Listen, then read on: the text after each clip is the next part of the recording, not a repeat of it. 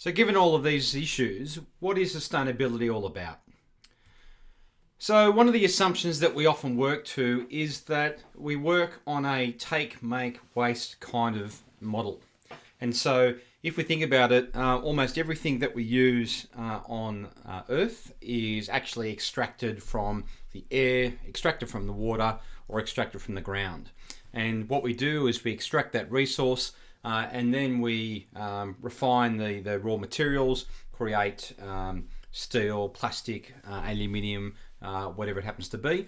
And then we produce a product which is then often distributed through some mechanism to either stores or sold online, and then we actually consume it. And then once we're finished using that particular product, we often dispose of that and we end up with a whole pile of waste. Now, the interesting thing is that the assumption underlying all of this is that there's actually an infinite set of resources that exist. And so effectively what we tend to think of is that we can constantly dig stuff out of the ground and then we're never going to run out. Likewise, every piece of item that we dispose of ends up basically going either to landfill or it ends up as some sort of waste or pollution that ends up in the water or the air. And we spoke before about the plastic waste as just an example. And so what we find is that that also has an impact on the Earth's regenerative capacity. Now, the only resource that we actually have, which is infinite, is in fact sunlight. And at this stage, the sun's predicted to burn for another 2 to 3 billion years, which is well beyond our lifetime. And so it's the only infinite resource that we really have. It's that sunlight coming from the sun. Everything else comes out of the ground, out of water, out of the air. Now, to give us an idea of the level of resource use and resource consumption, there's a couple of graphs that we need to take a look at. Now, there was a group called the Global Footprint Network. What they've done is actually to examine the level of resource use. And if we look at the left-hand side here, what it actually highlights is that the world is using, or the population on the planet currently is using around about 1.75 Earth's worth of resources. And so if we look at the top, we can see that Australia, if everyone on the planet lived like we do in Australia, used the resources at the rate we do in Australia, we need about 4.1 planets worth of resources to sustain that level of consumption. Another way to look at it is if we actually plot that consumption onto a calendar and look at it from a budget perspective. And so we look at it from the point at which we actually expend the resources we're anticipated to use in any given year. And beyond that point, we're actually spending next year's budget. And so if you think about it from a business perspective, what would happen if we actually start spending next year's budget before next year? Well, ultimately, a business would go broke very, very quickly. And so when we actually look at the globe on the right here, what we see is that as at 31st of March 2019, that's when Australia starts to spend next year's resource allocation. So we're spending next year's budget on the 31st of March. And this is what's called Earth overshoot. And so it's when would Earth overshoot day land if the world's population lived like Australia? Well, we'd run out of resources for that year on the 31st of March. And so it shows that we're well and truly extracting more resources and effectively living beyond our means. Now, the other underlying assumption that we actually have is an assumption of infinite growth. And when you listen to the media and in particular hear people talking about the economy, or often we hear people talking about business, what the underlying assumption is that everything's constantly growing. And the challenge that we find is that the economy and all the economic models are predicated on this continuous growth. And so each year we're growing at a faster rate than the year before because without consistent and increasing levels of growth, the economy ends up in a technical recession. And so what we find though is that over time, the model actually starts to break down because when we actually look at this infinite growth kind of scenario, it means that the curve gets steeper and steeper and steeper to the point where the line is almost completely vertical. And so every subsequent year, the economy needs to double in size or increase by 10-fold, 100-fold or 1,000-fold to actually continue to grow as per that curve. Now, the interesting thing is that many economists, when you actually talk to them about GDP and GDP growth, the fact that GDP continues to grow and the economic basis upon which the economies operate sort of is founded on this assumption of continuous growth. And the challenge is that if that assumption is wrong or incorrect or flawed, the challenge we find is that economies start to falter and become potentially problematic. And so perhaps the challenge that we're seeing at the moment with the global economy since the GFC is that many economies are in stagnant states. They're just not growing. And maybe, in fact, what we've found is that we've actually reached the limits or gone beyond the limits of the economic growth models of and the curves around consistent and continuous growth. So when we actually bring it back to sustainability, what we find is that this is a model that John Elkington proposed in 1978. And what he identified is that there's three fundamental drivers. We need to be able to account for these three elements. Firstly, we need to think about the people aspects. We need to make sure that what we're doing is equitable and bearable, and also it focuses on engagement with people. And that could be the population, it could be customers, it could be stakeholders or shareholders. And so we have a people element, and there's a social aspect to sustainability. We also have the planet aspects, or the environment, or the ecological. And now, once again, it needs to be both bearable and viable, and we need to be focused on reduction. And so thinking about some of the issues we've spoken about already, particularly around waste, what we're seeing here is we've got byproducts from what we're doing, and we probably need to be a bit more focused on reducing some of that consumption in certain areas. Now, when we think about particular products, obviously we're seeing a lot more green and eco products, but we can also think about efficiency, so energy efficiency as an example. The other element is the economics or profit aspect, and we need to think about how we can actually reduce costs. We need to think about efficiency in operations, perhaps increasing a revenue, and ultimately what we're trying to do is make sure that something is both equitable and viable. And it's only when we balance these elements that we actually result in something that's actually sustainable. And so if you think about a business or think about any type of operation, we need to make trade-off decisions between the planet, between profit, and between people. And it's the combination of these trade-offs that actually create something that's sustainable over the longer term. Now, one of the dimensions that's worthwhile looking at is the dimension of risk. And the World Economic Forum each year publishes their top 10 risks in their global risk report. And when we actually look at the top 10 risks by likelihood, what we see here is that the most likely risks to occur are extreme weather events, but closely followed behind that, we're seeing many other natural disasters. We're seeing issues around climate change mitigation and adaptation as the number 2, major natural disasters as number 3, and then we see also issues, man-made environmental damage at number 6, biodiversity loss and ecosystem collapse at number 8, water crisis at number 9. We've also got some interesting technical issues. Obviously, massive incidents of data fraud and theft at 4, and large-scale cyber attacks at 5. But then we also have some economic issues as well. Large-scale involuntary migration at number 7. And quite often what we see is when we unpack that one is actually due to either water, which is number 9, due to biodiversity loss, which is number 8, or it's due to other climate-related issues, and quite often to do with food and starvation. And so major migration issues there as well, which we're seeing in many countries. And number 10 comes in with asset bubbles in a major economy. So we're starting to see potential bubbles and issues in the US and China, and particularly with the trade war that's going on, that's having global ramifications economically. When we turn to the top 10 by impact, what we see naturally, as one would expect, is weapons of mass destruction has the biggest risk impact if it was to eventuate. But when we actually look through quite a few of the remainder of the top 5, a lot of them are related to climate and the environment. So failure of climate change mitigation at number 2, extreme weather events at number 3, water crisis at number 4, natural disasters at number 5, biodiversity loss at number 6. And so a lot of these things have a specific impact in relation to agriculture, crop production, and effectively the world's population being able to feed and water itself.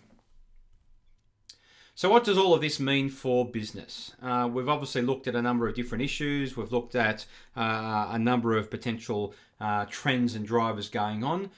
We've also taken a look at what sustainability actually is. So what does it actually mean for business?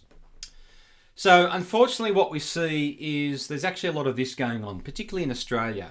What we see is that for many organisations, we just head down and bum up like in the photograph here, and we're just getting on and doing what we do. And as a result, we're busy being in business, but in many ways we're actually quite oblivious to what's actually happening around us. We just don't see what these issues are because we're just head down doing what we do.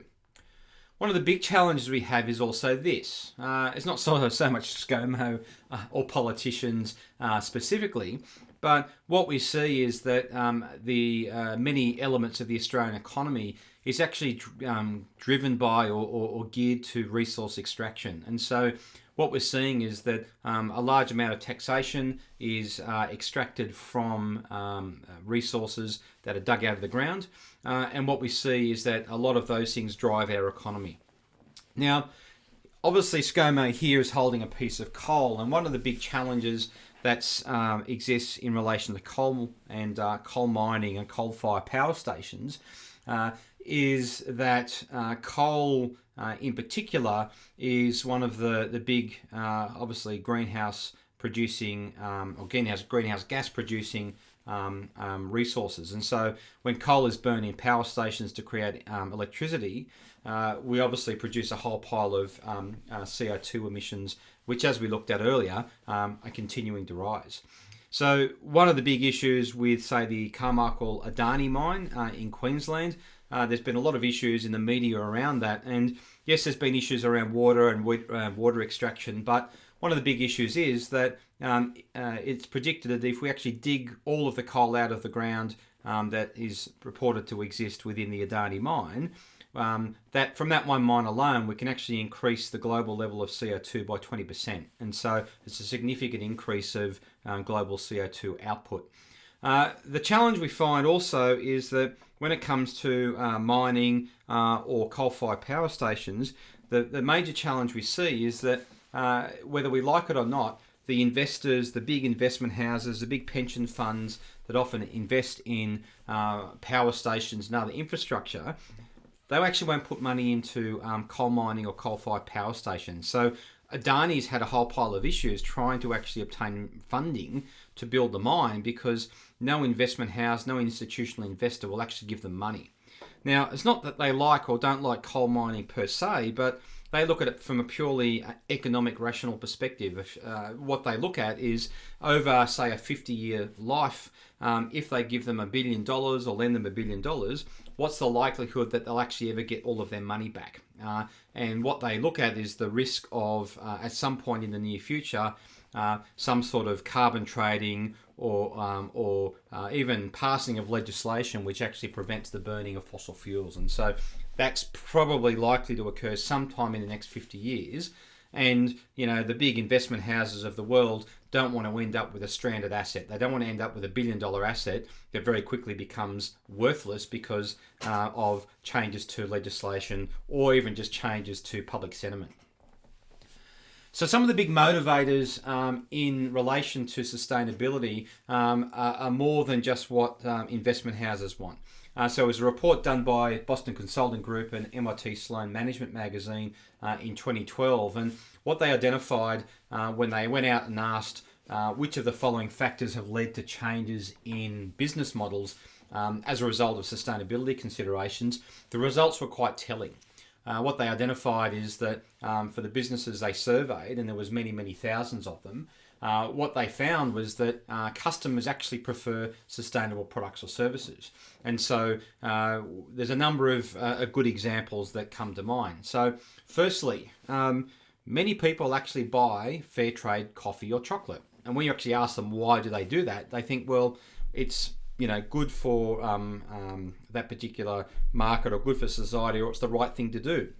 Now, interestingly enough, fair trade coffee and chocolate usually costs more money than the regular everyday chocolate or coffee, and so customers will actually spend more money on something that's sustainable or makes them feel good or is seen to be doing good. And so if you think of it from this perspective, are you going to go and sort of ignore potentially 40+% of your customer base by doing things which are seen to be not sustainable? Well, eventually what you'll find is that you'll run out of customers. They'll go somewhere else to a business that is actually doing something that is sustainable. Naturally, we'd expect to see some sort of legislative or political pressure, as the second response shows here. Some businesses are purely focused on resource scarcity. So in other words, what they're doing is trying to reduce their costs. And quite often we've seen this occur when it comes to electricity prices. We've seen 1,000% increase in electricity prices in the last couple of years. And for resource or power intensive industries, they've been one of the first to get on board with solar panels and renewable energy generation, because it's nothing more to them than just saving money. And so even if that's the driver, we're seeing that there's a massive increase in renewable energy systems, largely driven by the cost savings to be made.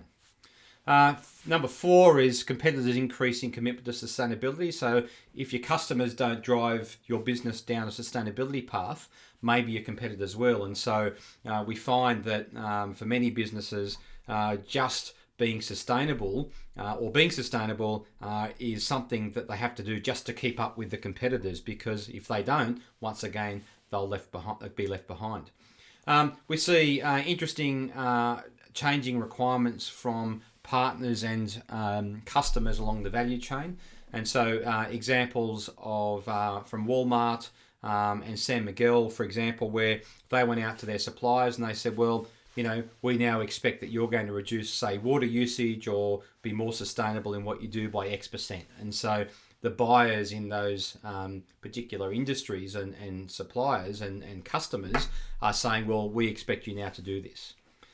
For some owners, what they're trying to do is to actually do the right thing and to create value beyond just making money.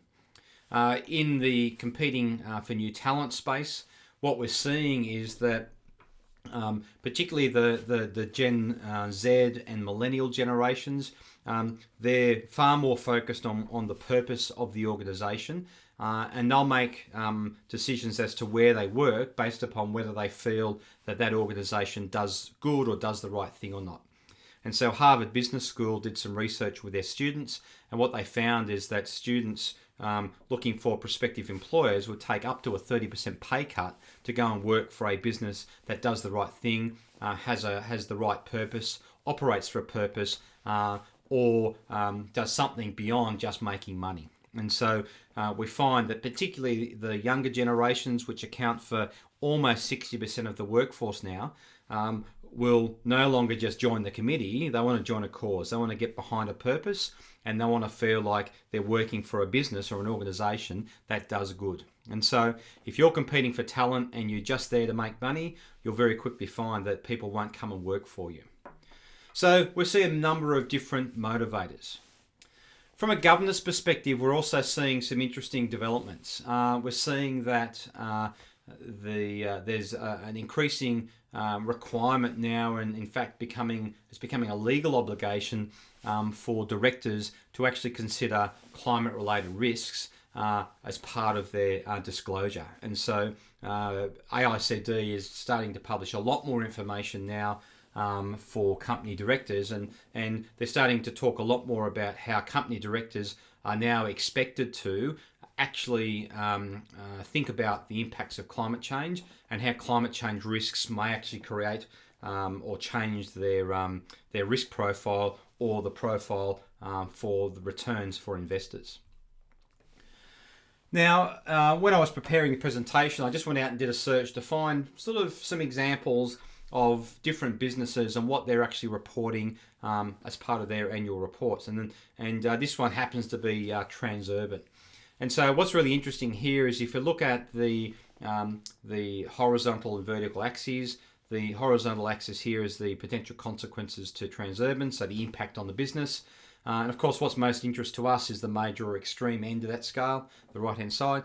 If we look at the vertical axis, it's the level of stakeholder interest and influence in those issues. And what's really interesting, once again, if we look at the major and extreme, or the upper two levels here, a lot of the focus is really around the top right. And so we're seeing issues around local communities, privacy, procurement, health and safety, a really big focus on emissions, public policy, anti-competition, labour relations, etc., customer safety, Indigenous rights, equal remuneration is another big issue, environmental compliance and biodiversity, business diversity, staff diversity, as well as things like customer products and services, impact on society, freedom of association, human rights, etc. And so what we're starting to see emerge over time is, even for fairly traditional infrastructure businesses like, say, Transurban in this example, there's a lot more focus by external shareholders and stakeholders on some of these social issues and economic and, in particular, environmental issues. And those things are becoming having a big potential consequence to Transurban. It may well be that it's a legal consequence, but certainly what we're seeing is that many businesses are starting to see reputation hits from not doing the right thing. The other thing that often pops up is a discussion around the social license to operate. And what we see is that corporations are increasingly being held accountable for the performance not only of their own business, but also the performance of their suppliers. And so what we see and what we're starting to see a lot more of is a number of key drivers when it comes to sustainability in relation to supply management.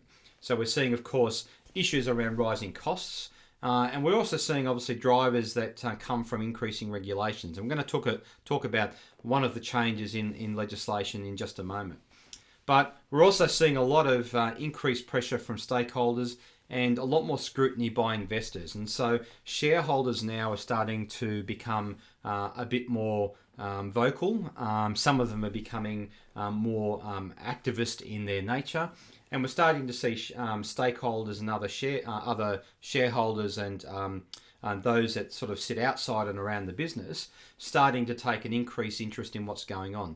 I was only reading in the news only yesterday that one of the suppliers to the Adani mine is an infrastructure firm that's potentially in the running to provide the railway line for Adani to actually move the coal out to the port. And their biggest shareholder is UniSuper. And UniSuper is actually lobbying, as the biggest shareholder, lobbying this particular firm and saying, well, sorry, we will not accept you doing business with Adani to move coal out of a mine through to a port in the Great Barrier Reef. And so they're actually standing up as the biggest investor or the biggest shareholder and actually starting to push back against the board and against management, which is a really interesting development. One of the other things we're seeing a lot more of is through the use of social media, we've got a lot more consideration now around reputation. Now, the thing is that in this example, a couple of years ago, Target actually went out with a $2 back to school sort of polo shirt type of campaign in January.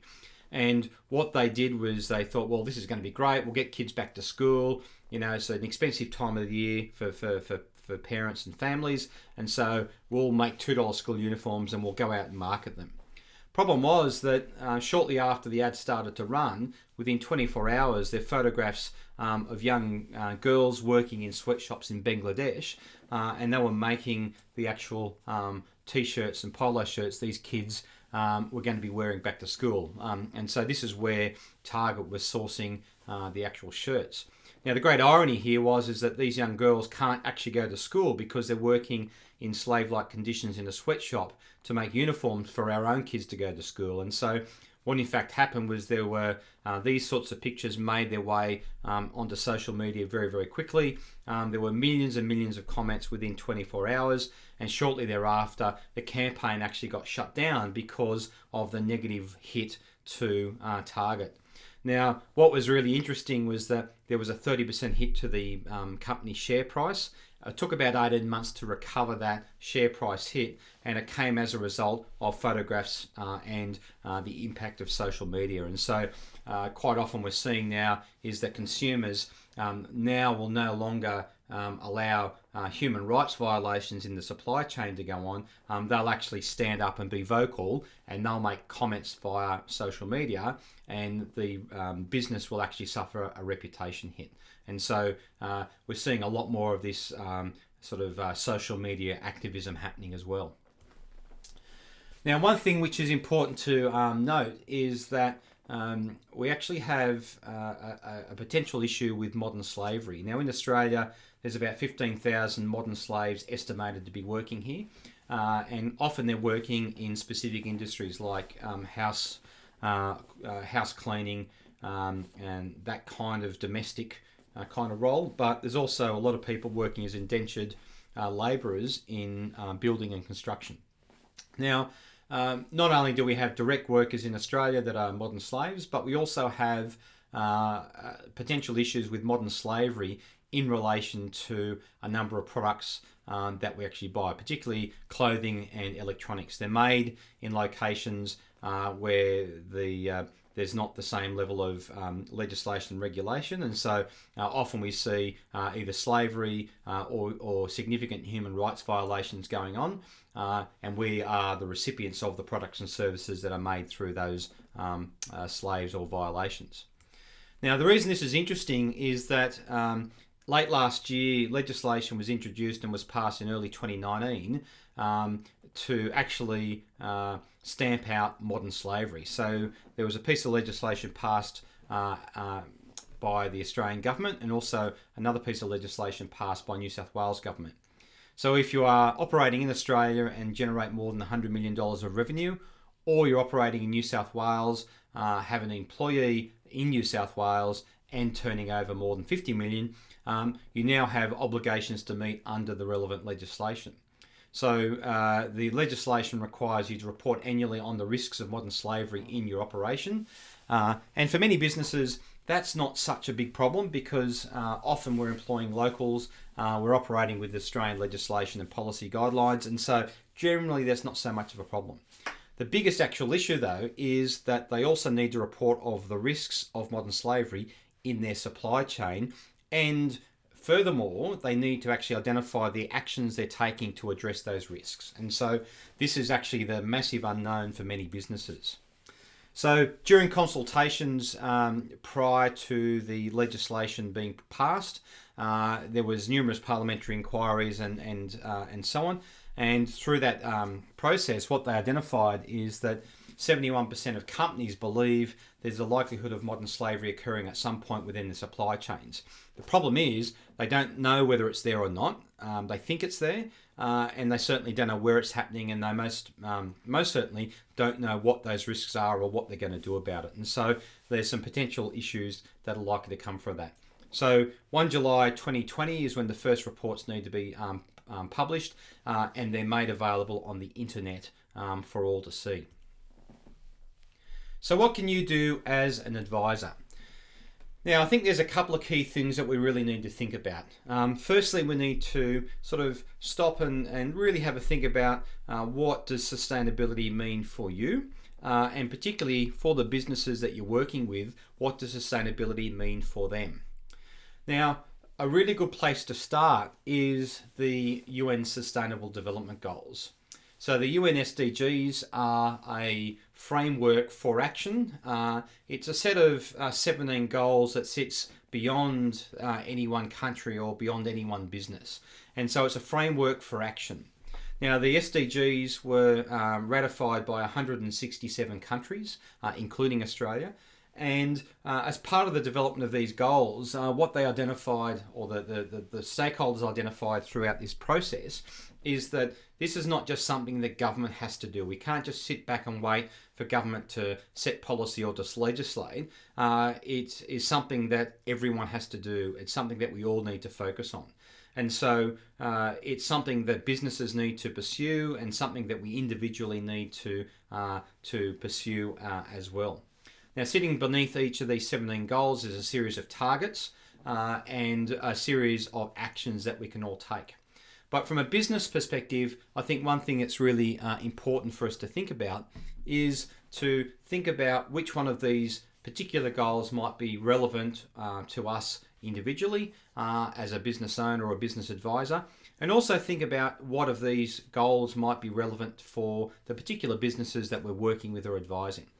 Now, the challenge that we often see here is that there's 17 goals and all of them are worthy, all of them are something that's definitely worth pursuing, and all of them would result in some positive benefit. The challenge is, though, for businesses, particularly small and medium businesses, we have a limitation. We have a limitation of time, we have a limitation of resources, and we can't do everything for everyone. And so the best place to start is to pick one and think about how that might be applicable or relevant to that organisation. So an organisation we're talking to the other day, they have focused on goal number 4, quality education. And so they work in the financial advisory space, and for them, what their higher purpose is, the higher goal is focusing on creating financial literacy. So what they're going to pursue is a series of actions to improve quality education, but for them it's all about improving financial literacy, not just for their customers, but for anyone in Australia or in the world. And so once again, it's a much bigger purpose. It's beyond the business and beyond them just making money. For another business, education may not be overly relevant, but in fact it may well be that reduced inequalities, number 10, or zero hunger, number 2, might be what's relevant for your particular business. And so I think it's worthwhile having a conversation, thinking about which of these goals could be worth pursuing.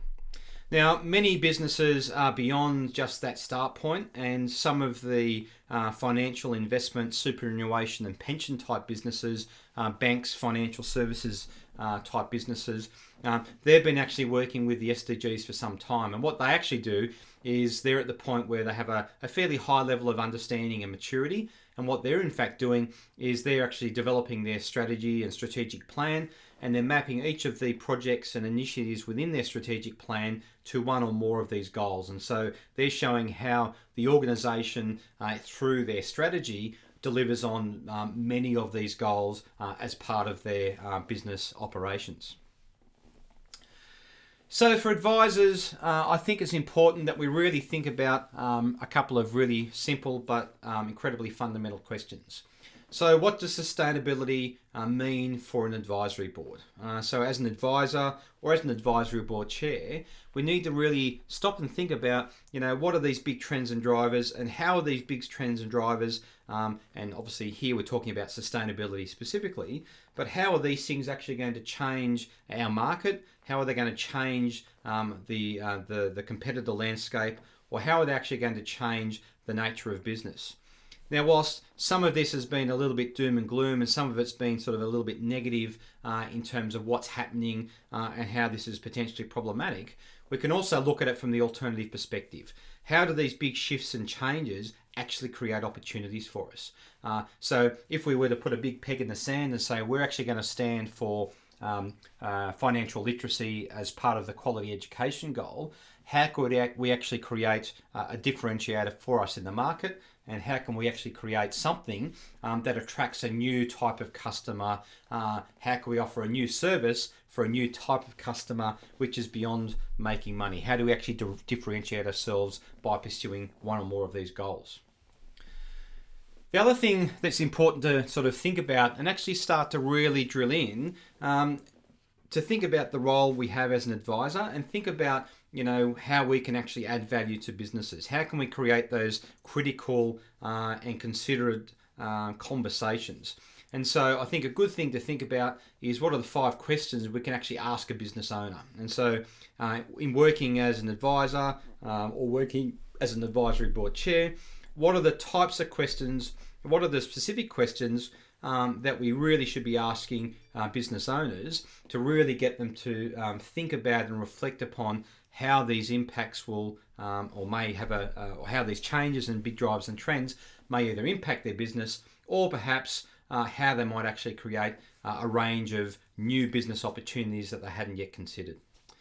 So that's it for me. I'm going to now hand over for some questions, but what I'd like you to do is to reach out via social media, type in some questions in the comment box below. I think it's time that we actually start the conversation. What I want to do is not really give you the answers, because to be blunt, I don't have the answers. I don't have all of the answers, but what I do know is that these big shifts and trends and changes are occurring. They're going to continue to occur, and some of these elements, if the predictions turn out to be as they are or as they're predicted, then we're up for some interesting times ahead.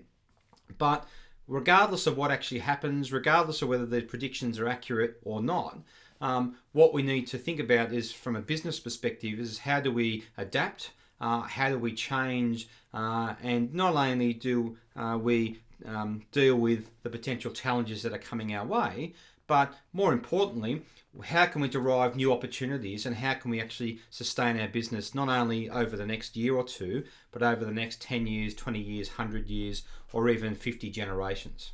So let's start the conversation. Hit me up with your questions in the comments below, and we'll look forward to actually seeing where we go with this conversation.